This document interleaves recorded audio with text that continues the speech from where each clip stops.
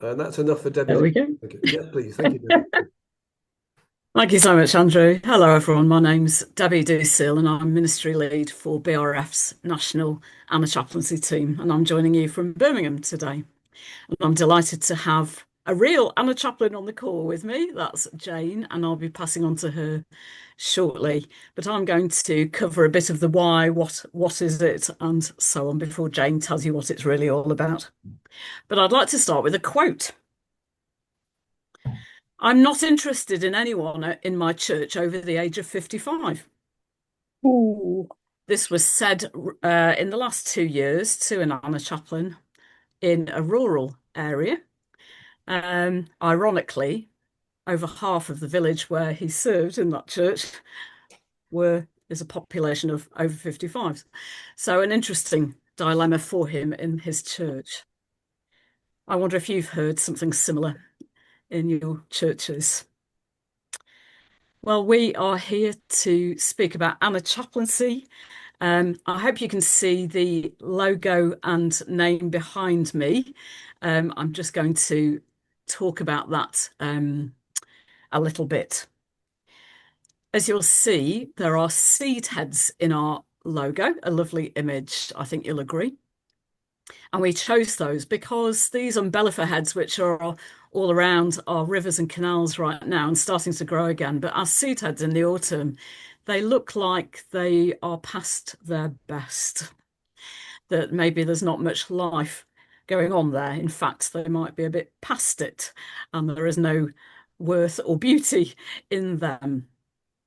And we would want to argue very differently that older age and the season of later life is a key season of life, and it is full of life and opportunity.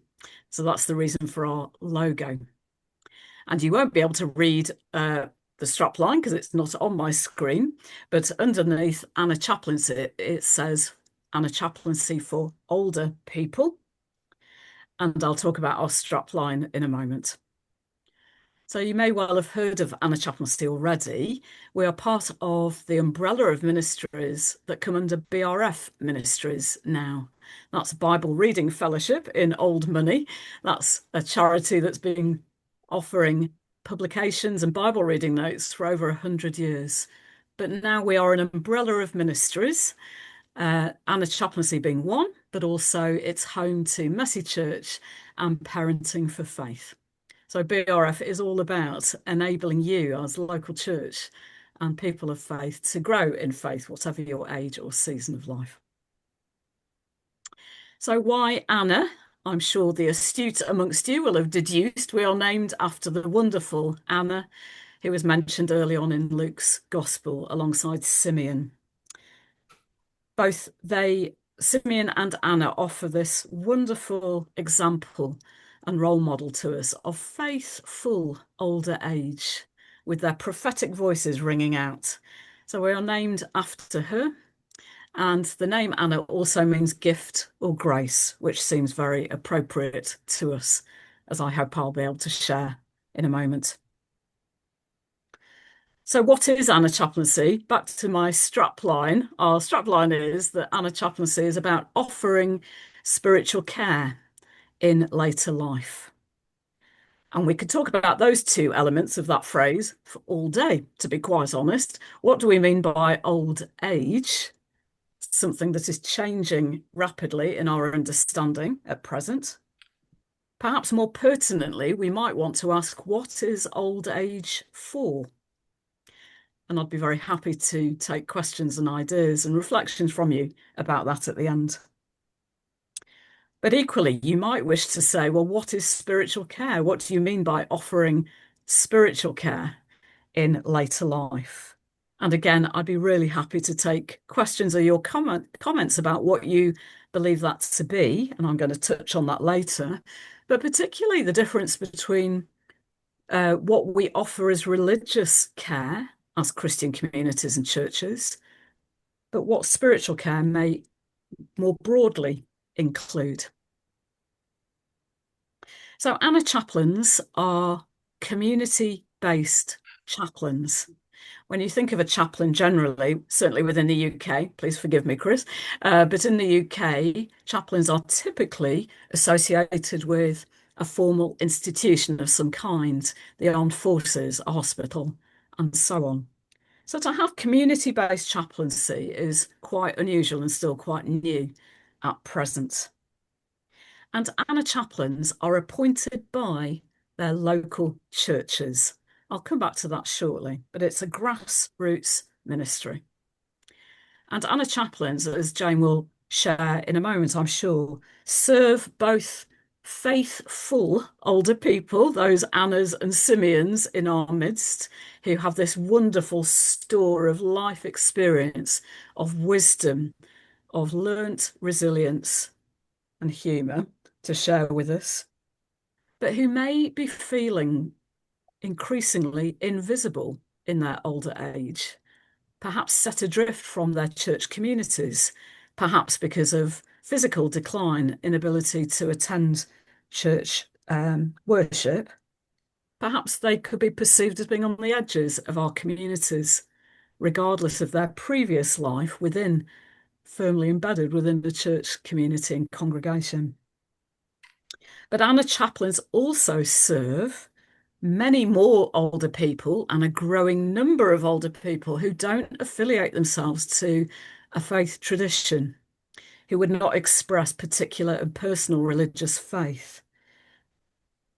We are interested and committed to journeying with older people regardless of their religious beliefs or values, whether they would express Christian faith or not. And that is the mark of any good chaplaincy, is it not? This is person-centered care, a ministry of presence. So Anna chaplaincy is a contextual ministry.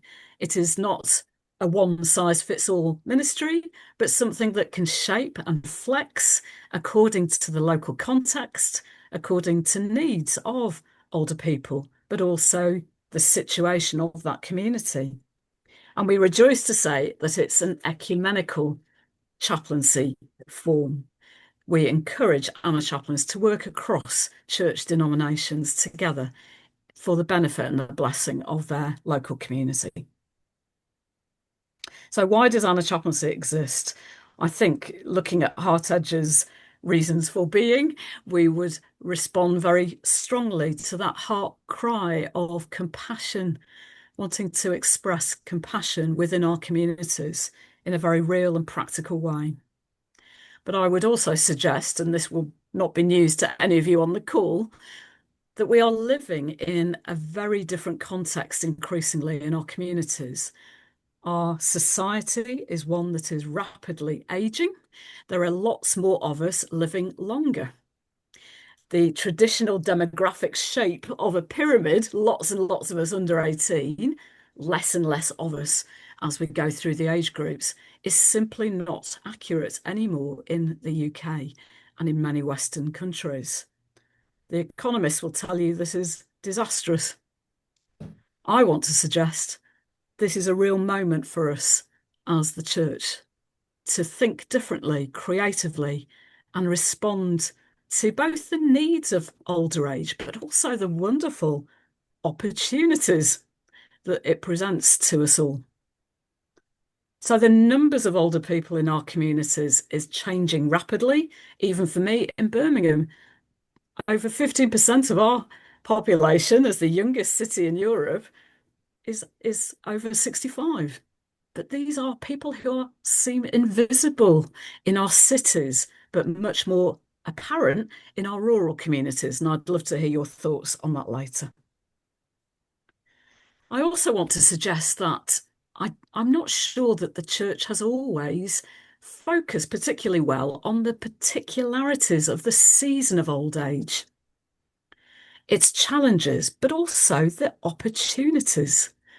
The opportunities for spiritual growth, particularly. Elizabeth McKinley, an Australian theologian and academic, says that spiritual growth in later life is not just possible, it's likely. How are we going to engage with all that older people offer, continue to contribute, but also what they may wish to have to enable them to grow spiritually right up until that very last breath. I think this is a wonderful moment in our life as the church to take hold of that. We would talk about that as a principle of gift exchange. What can we all give, as well as what do we need in our different seasons of life and stages of life? And again, I hope that echoes something of HeartEdge's principles, that we are serving with people, not in a one-directional manner at all. I know Jane will touch on this, I'm sure. This is a mutual journey, a privilege of ministry, which is a two-way street and not one-directional in any way. So lastly, before I hand over to Jane, who are the Anna Chaplains and how did it all start? It started with Debbie Thrower, a BBC broadcaster and journalist whose name may be familiar to you. She was the first Anna Chaplain and appointed in Hampshire, in Alton, down there. And she realised very quickly that this was a model of ministry that could be replicated in different communities across the UK. From one Anna Chaplain, and when she took it to BRF to scale it up into a national network in 2014, we've gone from one Anna Chaplain to 485 currently in our network, with 2,000 to 3,000 additional volunteers or Anna friends who serve around the Anna Chaplain. They are right across the UK, from the Orkneys to Truro, from Lowestoft to Swansea, but particularly concentrated in some areas of the UK. If you've not come across any Anna Chaplains, it's because it's a word of mouth kind of organic growth to this network. I've gone over my time. I'm so sorry, Jane, but I'm going to hand over to you because it would be so great to hear from you, Jane, where you are and what sort of shape your ministry takes as an Anna Chaplain. Thank you so much. Thank you, Debbie, very much. Yeah, and welcome to Jane. Thank you. Thank you very much for having me. As Debbie said, every Anna Chaplaincy is different, so I can only speak about my Anna Chaplaincy in St Austell in Cornwall. And I was called to this after the COVID epidemic, when I suddenly realised that in the church in York, there were 40 people over the age of 60 who were very, very lonely and found it very, very difficult to return to church. And I was pulled towards them because they were, they were full of wisdom. They still had so much to offer. And then I moved to Cornwall and started the Anna Chaplaincy down here, and started with a group of older people, and we started with an Inspire group. So I'm going to start about the Anna Chaplaincy within the church first, and then I'll go to the wider community. So now, if I look at a weekly basis, in church, we have a weekly midweek service, and they're mostly older people. And Debbie mentioned about spiritual growth. And in this capacity, I'm trying to encourage the older folk to lead the worship, to do the prayers, to do the readings, and to indeed offer some insight during the service. And it's just wonderful to see that they thought they were finished. They thought they had no place in worship anymore except to sit there quietly on a Sunday morning. And now they've found a place where they can have a voice, and there's so much wisdom, and to see them grow and offer and to be more confident again is absolutely wonderful. And my aim is to withdraw so that they run this particular act of worship on a weekly basis.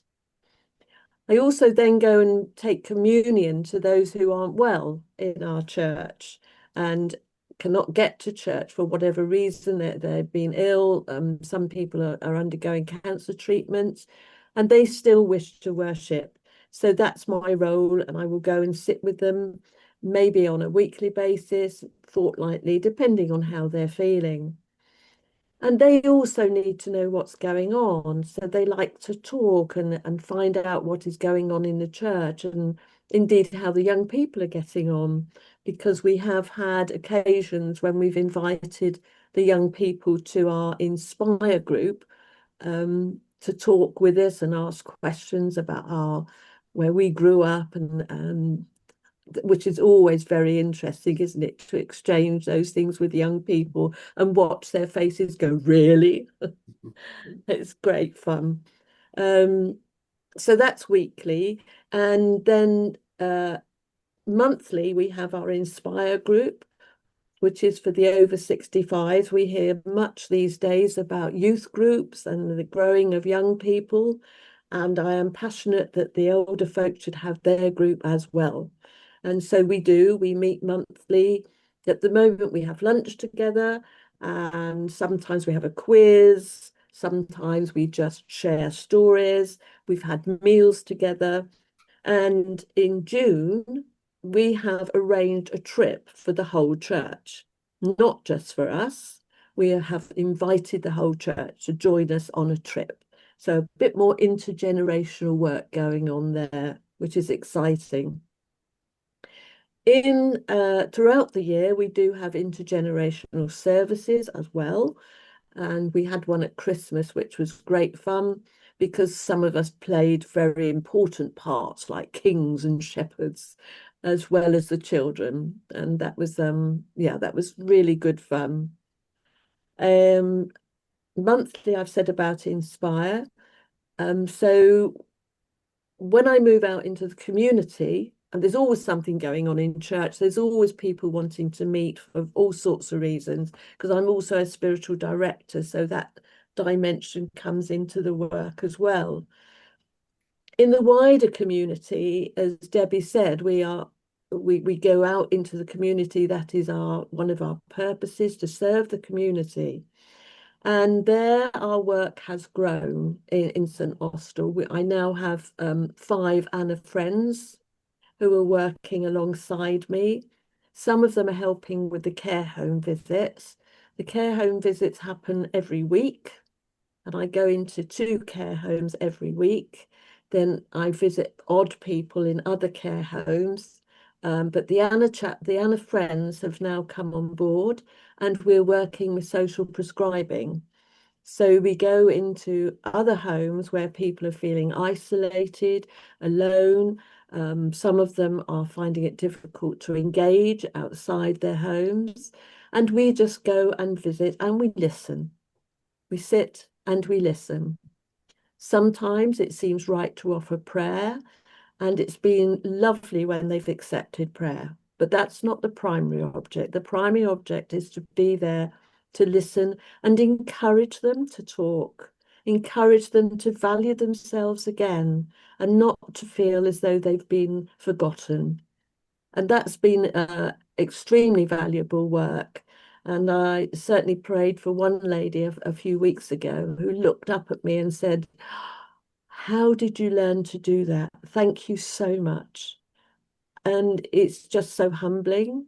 It's a very real blessing that this I find in this ministry. It is a real blessing to us who have the privilege of going into people's homes and sharing this time with them. So that's been a very important development in the chaplaincy. And in fact, one of the Anna friends, who is retired herself, is now going to train to become an Anna chaplain. So she is now feeling empowered, feeling enriched in herself, which is great news. Just one more minute, Jane. One more minute. Oh, right. Sorry. What else? Oh, yes. We also run a bereavement cafe once a month, and that's in church, but that's open to anybody in the community. So I'm just thrilled that we're hopefully making a difference. Thank you, Jane. That's very much introduced and covers that, and to Debbie as well. And we'll have a chance to put some questions in a moment. But let's hear down next from David from AWAM. David, over to you.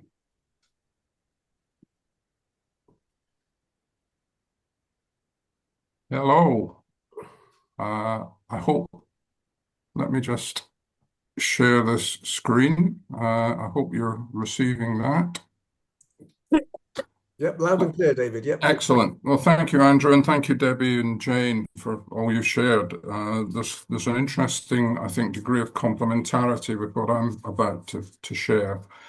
AWAM, Age with a Mission. I'm David Henderson. I'm also from Bognor Regis. And what I'm intending to do is fairly briefly just run through what AWAM is, its origins, its mission, what those involved have brought to that mission, and share three very different examples with you, and talk about what do we think, why has AWAM existed, flourished, and because it's a model that can certainly be shared.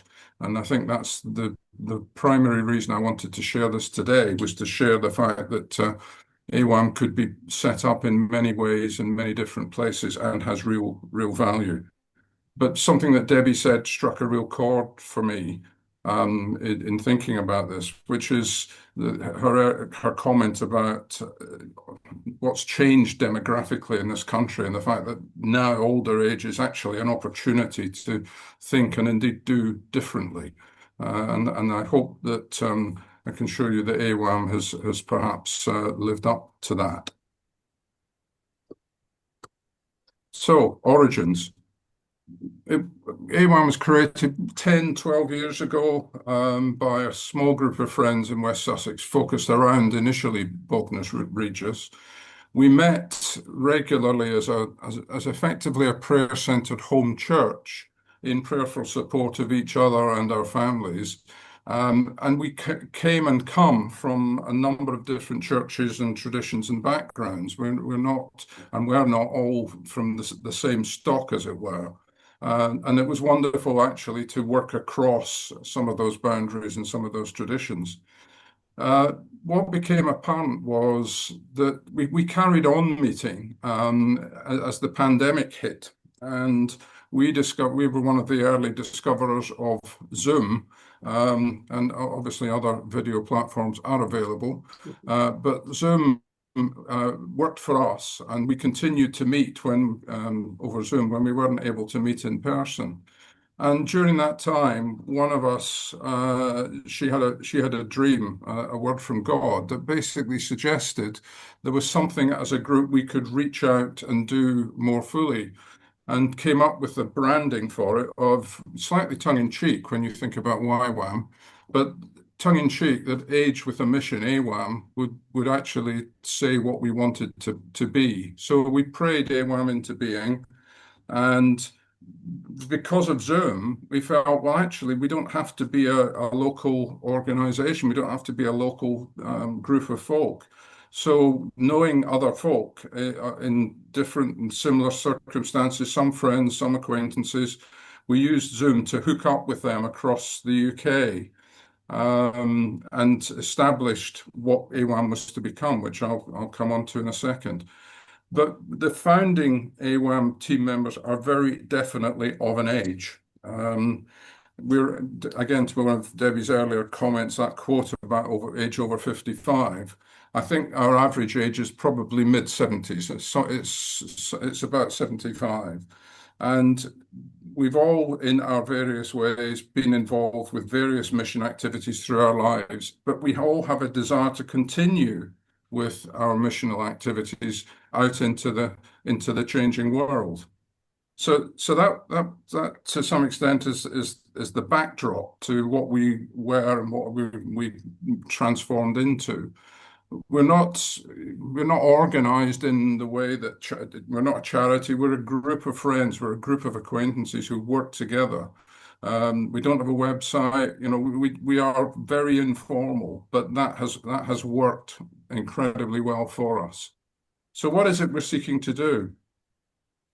Essentially, the three E's: to encourage, to equip, and to engage with older, not exclusively, but older and some other Christians, but particularly those who may feel marginalized, isolated, or set aside. And obviously, the pandemic was a major contributor to increase that effect. And the aim basically to help those folk, individuals and groups, to either discover or in fact to rediscover their calling and their remaining active in God's work. And like that tree logo that you may have seen on the front page that I shared, which grows out of the box, what AWAM symbolizes is a fresh, very Holy Spirit-led growth, and it breaks out of restrictive traditions. Our roots are cross-church, cross-tradition, and very often, and I think again it's been alluded to in the earlier conversation, often the church, maybe without realizing it, the organized church can be constraining, can limit what older folk are about and what they do. And what we feel so passionate that actually there is a lot that older folk can do simply because they are older. They may well have other limitations, and growing old clearly does have certain limitations. But there are aspects that age does not impact directly. And that's maybe not, from a society point of view, that's maybe not seen as well as perhaps it might need to be seen. So the missional experience that I talked about, and this is listed in no particular order, but just to give you a flavour of where the members of the group either have been or are involved missionally, include ship visiting, which cruise ships and merchant ships, the leadership of a very significant inner city youth charity, the running of a farm that 4 of our folk did in Zambia for a number of years. 2 or 3 of our team have been nurses. Some have run Christian retail shops. Others have run retreat and healing centres. I'm very involved in autism and neurodiversity research. One of our team is very actively supporting underground churches in very anti-Christian Islamic countries, our country. Experience in running community hubs, which could be church-centred or in some cases are church-centred, but in other cases are not. And I don't leave this to last deliberately, but 2 of the folk who joined us are indeed ordained church leaders who have moved into other aspects.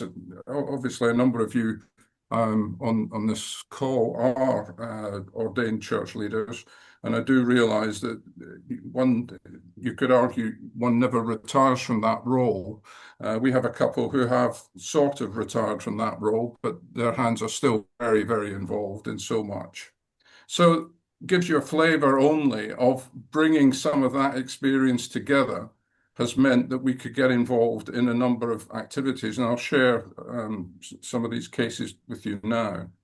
First one is about a couple in the very early stages of the pandemic in a small church in a Welsh town. As so many churches did, it closed with very little notice. The physical church closed. But in addition, the church had very few resources. So it wasn't just the building that closed, but all activity effectively closed. And there was no contact between the leadership and the congregation from that point on. The couple that we were involved with were good friends with the other AWAM team members. So AWAM basically got together and supported them because they were isolated away from the church in their town. They weren't connected with any other parts of the town, so they were very much on their own. So we supported them in prayer and in online friendship. And in time, the couple became members of the team, very, very helpful and very involved members of the team. So that's an example at the sort of the practical level of the pandemic. Second example, slightly more significant. Some time ago, a church commissioned a mix of 30 adults and youth team to leave the church and to move some miles away to establish an inner city youth charity. And 20 years later, the charity leader was called by God to return home to the commissioning church when she retired from that inner city charity. Sadly, the church was no longer interested in her long-time ministry, and had actually abandoned any links with the commission group a long time ago. And I suppose over the period of 20 years, maybe that isn't surprising, because churches, like other organizations, they move on. Leadership changes, priorities change, and the linkage had just disappeared over a long period of time. But that was quite challenging for her, because again, she felt very isolated as a consequence. So AWAM engaged in support of her prayerfully, practically, and with reference to other mission experience, which she found really, really helpful. And again, she then became and remains a very important core member of the AWAM team. So that's the second example. The third is probably the most significant in terms of scale and duration, and it concerns a declining community church in a small residential area of a town in the south coast. It's a Baptist Union Church in Poole in Dorset. And the circumstances were that a friend of one of the members of AWAM was moving into the leadership in that church. And he joined up with us in AWAM, and he came up to us and said, well, actually, it's not me that needs help, although it is. It's the church that needs help. We have lost a little bit of direction and hope. We need to really build our trust in God, and we're shrinking. Numerically, we're shrinking. We're not as connected with the community that we live in as we feel we should, and we need some external help and support. So we were invited to help the church to rebuild its core foundations, and did that over a period of 2 or 3 years, which sort of concluded last year, by constant prayer, by listening, by advising based on experience, by challenging in particular to become more open and welcoming, given that they were absolutely central in prospect in this residential area, and as a welcoming hub, a community hub. They were not really reaching out, but they are doing so now. And so that, together with encouraging more team focus and above all, just not being judgmental, that has really struck a chord. And over that period of time, gradually things started to turn around, and the church is now growing, confident, open, and very welcoming to its community. So that's probably the most significant example of sharing what we were about, and has been very, very purposeful. So in coming to what do I think that, or what do we think the attributes are? Well, as I'm alluding to, the original team is lying fallow right now, because the core members continue to meet and to pray, based very much on what we started off as, which is praying into family, friends, and situations, and indeed some of the individual things that individuals are doing. But the reason for sharing this is not to do with the original core team. It's to do with the model that we developed and adopted. And that model is available to share with any similar group of people, local, national, mix of the two, who have a yen for mission in later life. And the characteristics, the attributes that we think are particularly important, absolutely guided by God's grace and direction, absolutely at the heart of everything we have done, is active group prayer about everything, and the emphasis on praying together as much as praying apart. Proactive hands-on orientation, being very much prepared to turn prayer into action and to make use of what's been developed in each of us by God over our lifetimes. And that's extensive. And that's one of the really attractive and important things about this, that this is much more possible to be done when you're in your mid-70s than when you're in your mid-50s or your mid-30s, because you have a near lifetime of experience to share and to apply. A zest for missional outreach into the world, practical missional backgrounds obviously must help, but in 70 plus years, there's going to be a lot of that. and often working, as we said, beyond the reach of organised church for various reasons why that should be. So if this is of any interest to anyone else, then there are my contact details, and thank you for the opportunity to share that with you.